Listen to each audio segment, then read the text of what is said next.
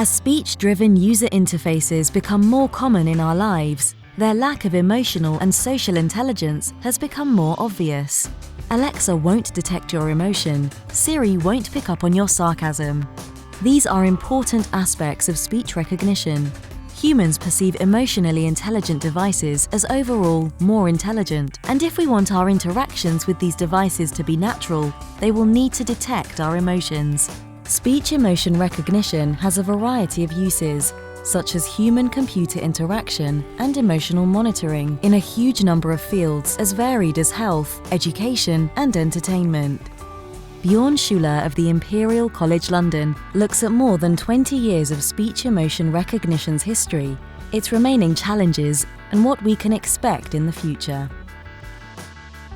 The topic of speech and emotion probably started in terms of science with the old Greek literature dealing with rhetoric, but the first patent was actually quite early on. That was in 1978 for recognizing with computers emotion in speech. Since, of course, a lot has happened. For example, in 2008 there was the first paper by my team to use deep learning in terms of recurrent long short-term memory networks for this, and in 2016 we were able to do the very first paper on end-to-end learning. That is a major breakthrough because usually we were dealing a lot with which features are the best. Is it pitch? Is it energy? Is it voice quality? And now the networks can learn entirely by themselves.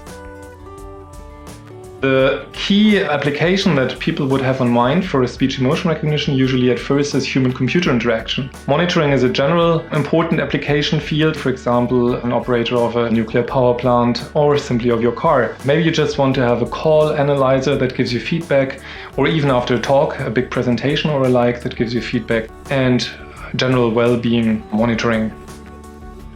So looking back at these at least 2 decades of speech-emotion recognition, what has actually changed? First of all, the emotions that are being dealt with are much more subtle these days. They're recorded in the wild, meaning we have data coming from people Skyping, for example, people on the phone, people in YouTube blogs and the likes. Of course, we're seeing also improvements in the accuracy of such systems, but the human is still very good at recognizing, for example, regulated emotion or at intentionally acted emotion. These are things where, again, we're just lacking data to train with. Once we have more data, we're quite confident we can do a good job there as well. The difficulty with data for speech-emotion recognition isn't the lack of speech data available, it's the lack of data that's labeled with the appropriate emotion. This is due to the ambiguity of emotion itself. If you ask 5 people to tell you what emotion is present in some speech, you might get 5 different answers. Schuler and his team asked at least 5 annotators to label data, and sometimes as many as 60 to 100. Due to the labor involved, that means there is a limited amount of data to learn with.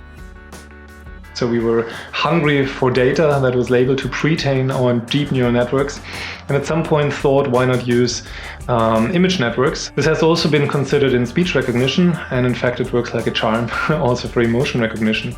So basically using spectral representations as an image, could be capsular coefficients, could be scalograms, could just be an FFT spectrogram, and use image pre-trained networks and can recognize emotion in speech as if it were an image.